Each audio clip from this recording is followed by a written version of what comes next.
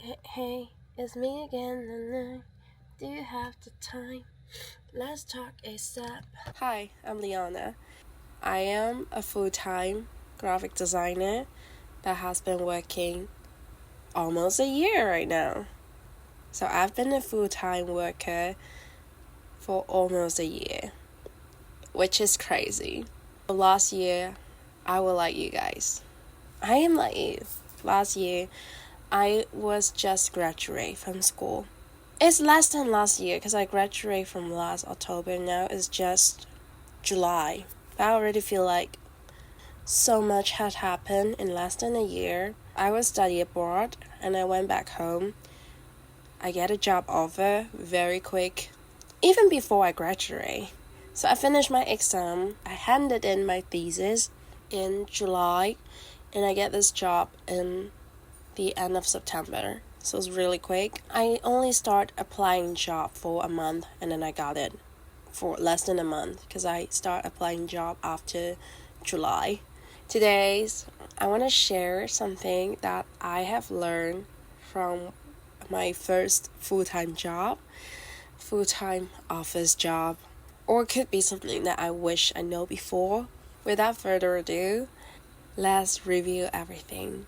The first thing, I think this is something I realized much later, is that after my probation, I found out that probationary period isn't really not only for the company. So in Hong Kong, when we applied for job, or I don't know, is it the same works in your country or around the world, we have like 3 months probationary period to see if you match the company or if the company match with you, the team, the co-working styles, everything.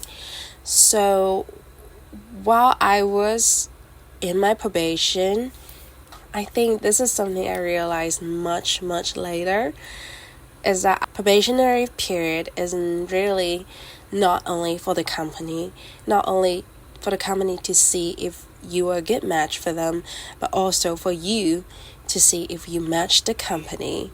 I think I put myself in a lower position that I think, I have to really do good to match the company, to make them hire me, but it works both ways. I neglect my feeling towards the company, my feeling towards the coworker. Also, so there was 3 months probation, but I took a month for no paid leave because I have to go back to Germany. So I only have 2 months that I am really working there. One thing I didn't know is that you can extend your probationary period. That's something I don't know. That's something I wish I would know. I only knew it because one of a senior colleague did that and she left. And if I knew that is an option, I would definitely do it because I feel like 2 months is really too less to test if I match the company or for me to do a better decision, I would say. So the first thing will be, don't put yourself too low. Probation is for employer and employees. You should not ignore how you feel about this job. You should not ignore how you think about the job. And if you feel like you need more time, you can extend it. That's really silly. I wish someone could tell me. Oh my god. And then the second thing, I don't know what it worked for everyone, but if I would give an advice to myself, or what I have learned, is that don't rush into something. It's never too good to rush into something. I think this is something about me. I am impatient, so I always rush, and I am sort of panicking if I didn't get the things done. I've been applying job before I graduate, and I've tried to apply job in Germany. I only did that for a month or only a few weeks, and I already get impatient because there are a lot of rejections. It's definitely frustrating. I would not expect that because when I was at school, I think I would get a job eventually, and people would like to hire me. But no, a lot of them require 2 to 3 year experience for beginner. For a junior designer, they require 2 years minimum experiences. I was like, if you don't give me the chance, how can I have the experience? And if I need 2 years to be a junior graphic designer, then what am I right now? Am I just a toddler designer? That is crazy. So yeah, I would say don't rush. Be patient. I think most of the people they took, I didn't really do research on it. I think most of the people they took like 3 months or even more to get a job.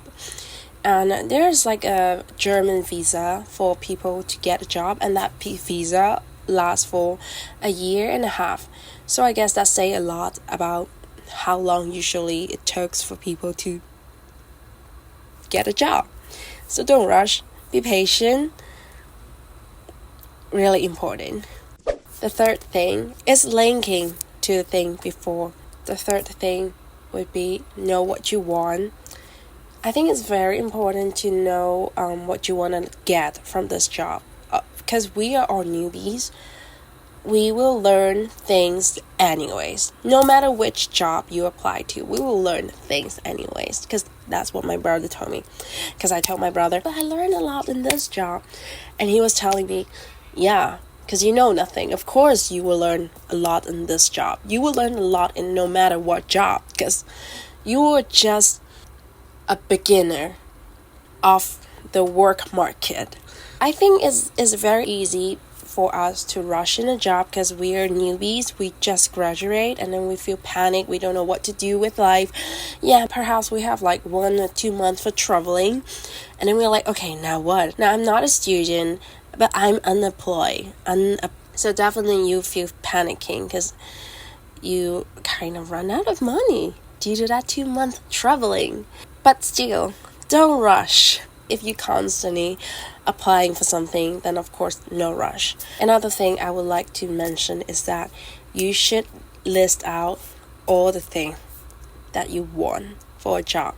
Never beg for a job, or never lower your requirement, lower your standard. That is something, well, maybe people will say I'm wrong, because maybe you need more experience in order to do that, like for your second or third job. But I think it's also quite important for your first job. You sort of know what you want to get from the job, what kind of job you want. Well, you're applying for a job. You should know what job you want, what you want to get from the job, what kind of working style you want. Because now I know. I tried remote work before and it doesn't work for me. So this time is an on-site work. But now I prefer remote work. So I really don't know. I guess now I find out maybe hybrid will work the best for me. Because then I can stay at home but also go to office from time to time. I need the connection with people, but I also don't want the trafficking. I also need some me time by myself. So really list out the thing that you want, and then of course your aiming salary. I had my aiming salary this coming lower down. I still took it anyways. I guess I should saw it in the probation period. I should really think twice about it. Yeah, don't rush. So really decide it very clearly what kind of job you want, what kind of people you want to work with, what kind of work environment you want. I think I didn't consider it that much. I think the working area was kind of fancy to me. I was kind of manifesting to work there, but now that I'm working there, I really realize that you should prioritize what you want. Like, you want the convenience where the area is close to where you live, or you want to be in a certain area, like you have an area that you aim for. The list goes on. So really plan out what you want. And then the fourth one, God, I feel like the more I'm saying, it's like the more I'm exposing myself. I wish I should know. Well, I did know, but I wish I did remind myself a bit earlier before. Is that trust your gut feelings. I repeat again, trust your gut feeling, because it's really important. I do believe in the sixth sense. I believe that everyone have the sixth sense, and if your gut is telling you something ain't right, if it's not 100% yes, it's a no. Trust me. If you don't feel like a good vibe with the environment, with the workplace, with the people you deal with the work, but you're still kind of doing it because you were like, oh, I'm just new to the market. What do I know, But you already feel really bad after 3 months. Well, you can first choose extended. If you really feel that bad, like something ain't right, then the second, trust your gut feeling. I should trust my gut feelings. You should also know what is your right. Like, never let the company to overtake your right. I think it leads to the fifth point, know your rights. Since we know nothing, again, we know nothing about, maybe but I know nothing. I knew nothing back then. I knew it was something ain't right, but I didn't really say it. I didn't really stick it out. And I think afterward I found out it's quite unfair contract, which they did warn me beforehand. It's not warn, but they did mention it, notice it. I still sign it anyways, so I guess don't rush. And also, if you could, then bring the contract home and tell them you need some time to consider that. Is fine. But I didn't do it because I didn't know that's an option. Be brave. Know your rights and be brave. The sixth point. If I could do the choice again, I would do more internship. I would try out more internship because internship is easy. It's 3 months. Yeah, it's no paid, or sometimes you paid very little. But I think it's a really good way to try out a lot of different stuff, and it would not be too bad if you put it on your CV. You have done this and that internship, and really choose the internship wisely. I didn't do that. I feel like I've been playing it around with my life. I didn't really take my life too serious, so now I get my karma. I also didn't take my internship too seriously. That's why I don't have much working experience. I do have some working experience, but it's not really on-site internship. My career path would be so different if I have done that. Choose your internship wisely, and if you cannot find a job, or you don't really feel like going to a work, well, maybe if you're aiming for a job, then don't go for internship. But if you still don't know what you want, you don't know, do you want to go into a job, or you still find out, because me, graphic design is a broad topic. We can go UI UX, we can go printing, we can go, digital design, we can go commercial design. There's a lot of ways.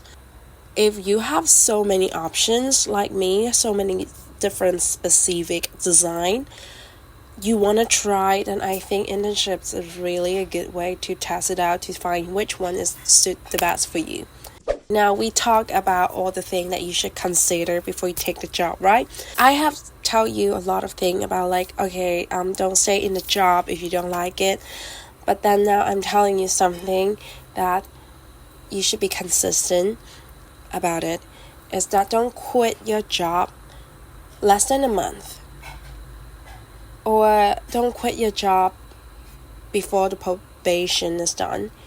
I think a lot of people, especially Gen Z, are in our generation, they found a job and then they were not pleasant with it over a day or week, and then they already thinking to quit the job and find for next one.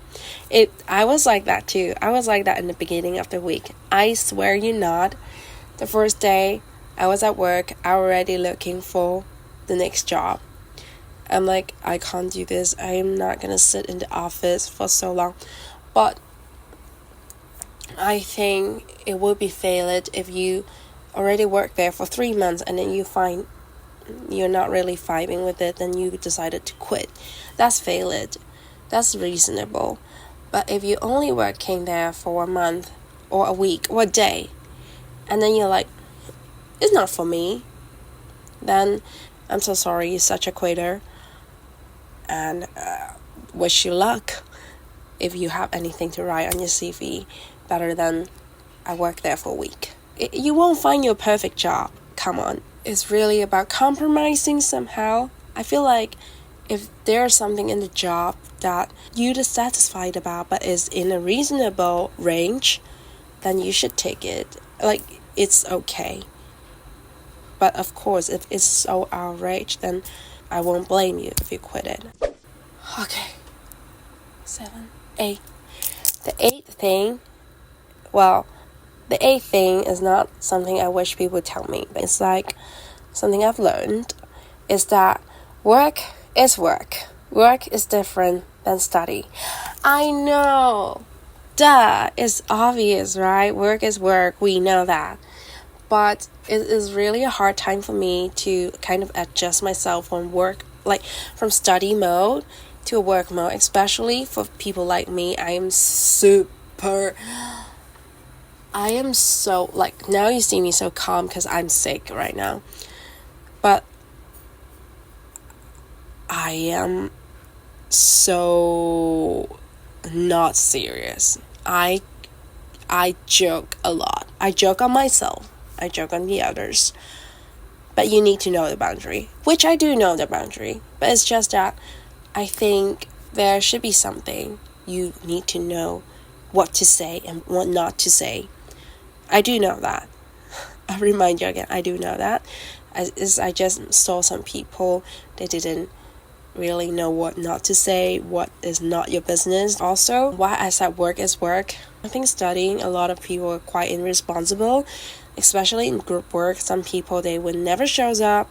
Some people, they never do the group work. Yeah, whatever, the grade is yours. Of course, it's bother the other teammates. You are irresponsible to your life. That's a thing. But when you're at work, people are paying you. You are employed. So I think this should be a mindset switch, because you get paid for your work. Then you should do the thing right. I personally made a lot of mistakes. A lot. But I think a lot is really a lot. Rookie mistake is okay. But I made a lot of repetitive mistake. And I can tell that some of my colleagues, they're already getting impatient because I've been doing this wrong for so many times. For so many things that I keep doing it wrong.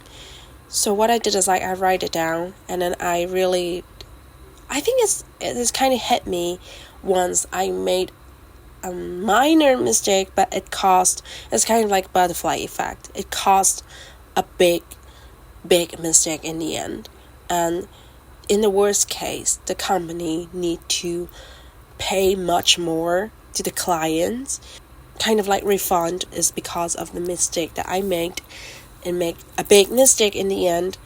And then the company might need to even pay back to the client. I didn't think it was that big of a deal before, but then my team leader, they're kind of like educating me. And then I realized, shit, I really made a big mistake. And it's not like studying anymore, It's not like, you went to school, study with your friend, it's all fun and stuff. It's really a workplace. And your one mistake might make a lot of loss for the company. We don't want that. We don't want they to do bad. Then you will have less money come in your pocket.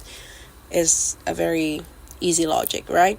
And also, I think your mistake, your irresponsibility, what causes troubles to the others colleagues, to the other department, and then to the whole company.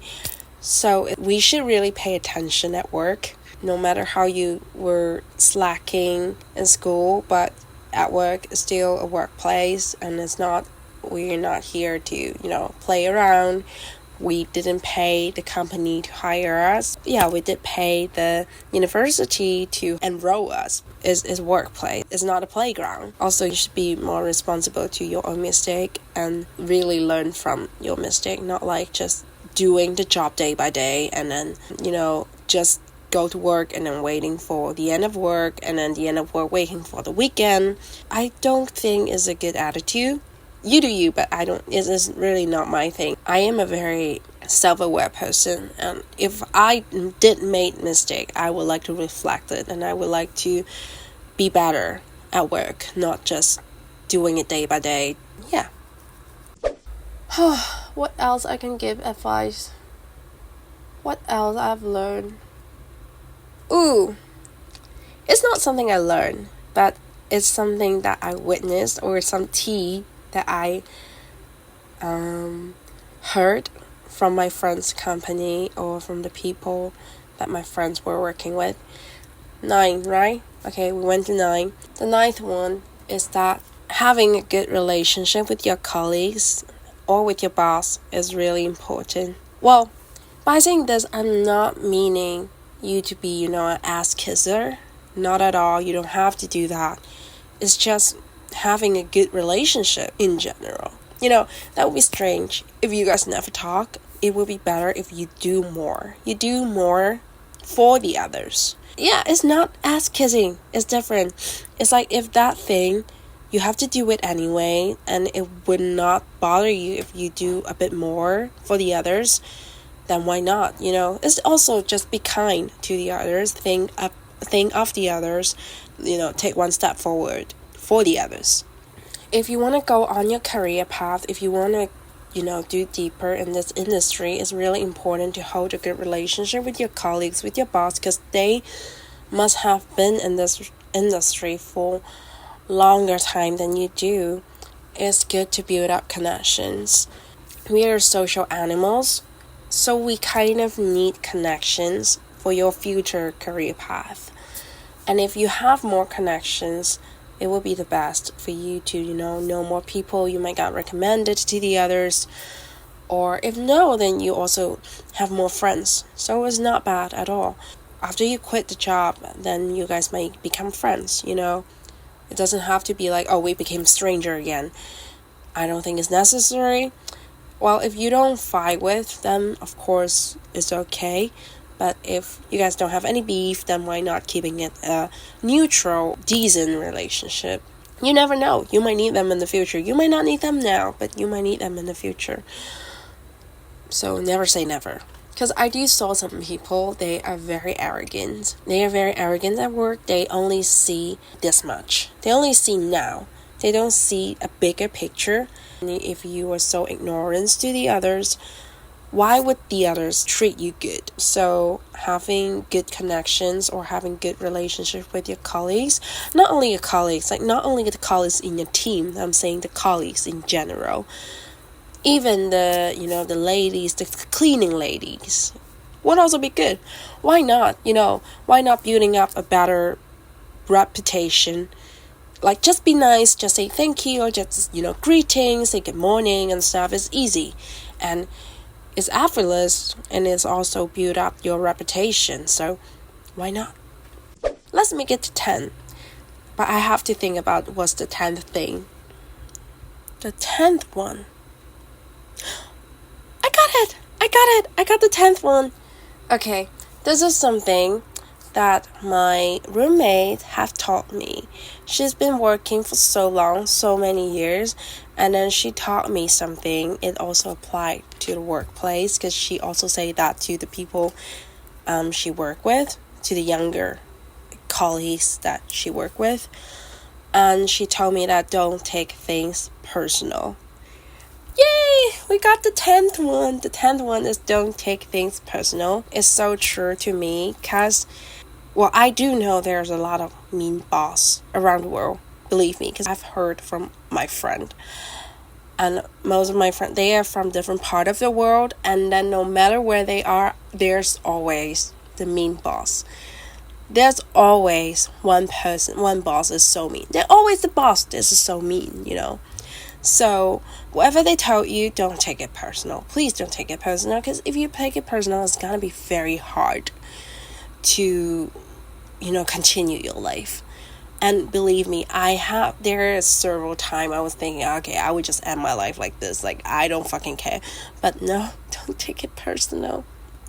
As a graphic designer, my design will be judged by my team leader, which is normal. I think objectively, if he's judging it in a good way, in a way that makes sense, that has nothing to do with my personality, I would take it and I would really be objective about it and then see if he says something makes sense, which most of the time is true. But he did say a lot of mean things. I think it's a Hong Kong culture thing. I'm not sure, but it's not necessarily, because I've also heard people who work in Europe, who work in, around the world, and then their boss could also be very mean to them and saying things that's very personal, saying things that to insult their personality, to, make you feel kind of decreasing you. So I think it's really important to don't take every word personal, especially if you are not a strong person, especially if you haven't do any part-time work, full-time internship, whatever, you haven't have any working experience, or you are kind of a mentally fragile person, then take this in your mind. Even though you are strong, you are a person with a strong heart, because I do have a strong heart, but I still will get hurt by the word that they said. So don't take it personal. Just take what you need. Just take what it makes sense, and don't take the rest. If the rest is already decreasing you, is already kind of damaging your mental health or damaging your self-esteem, don't take it. Don't even bother. Just listen and then yeah, sure. And then just take what you need from there.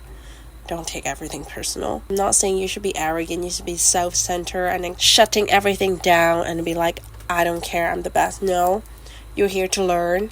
Well, I'm here to learn. I always be humble to learn, but also be defensive if I need to, and also keep my boundary if it's a bit too much. Oh my god, I can't believe I made it. I made the 10th one. I'm so happy. Well, actually the 10th one is actually the last but not least. So those are the things that works for me. Those are the things that I wish I know, or I wish someone would tell me, or that's what I learned. But I also took a lot of part-time jobs before, so I have more working experience, just not really like an office kind of working experience, but I did a lot of part-time job and I have met a lot of different people in my life, so I always take their advice. What works for me might not work for you, but it's not bad to listen to people's advices sometimes, even though you might not ask for, but you click in this video, then you might need it. I do meet some people who are extremely low emotional intelligence, if you know what I mean. They really don't know how to deal with people. It feels like they really never work with people or communicate with people that is not in their bubble, Friends that are in your bubble, it's easy to communicate with, it's easy to get what the others want. But the world is so big and the world is so complicated, fueled by different people. It's also important to learn the ability to communicate with the others. We need people in our life to make it work. Anyways, I'm taking it a bit way too far. This is what I've learned from less than a year.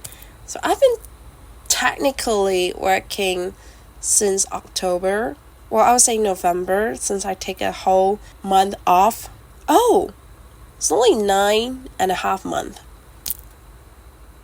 It's not that long. I already feel suffocated. Yeah, well, that is what I've learned from this 9.5 month full-time working. I hope all the things that I've mentioned before might help you out. If you just graduate, congratulations. I don't know are you happy or not, but I was not happy when I graduated. I mean, I was happy, but I was not happy to not be a student anymore. Anyways, congratulations. And if you're looking for a job, good luck to you all. If you already get a job, congrats. And let me know if these helping you. I hope I did help you. And if you are someone who already worked for so many years, please let me know about the thing that I've said. How do you think about it? Or is there more that I should learn? I should know. If there's more, don't hesitate to let us know. I still feel like I'm new to this workplace. I feel like 5 to 9 is not for me. No, 9 to 5. 9 to 5 is not for me. I'm not a morning person at all. But I do find I will like it when I'm 30 something. Like a stable job. But now I'm just 20. I don't want a stable job. I want to, be more unstable. To try everything until I settle down. So that's it. That's the end of my video. I hope you like it. And please don't fall asleep. Because I don't know, did I talk mono? Because I'm sick, if you could tell. But anyways. Yeah. Goodbye.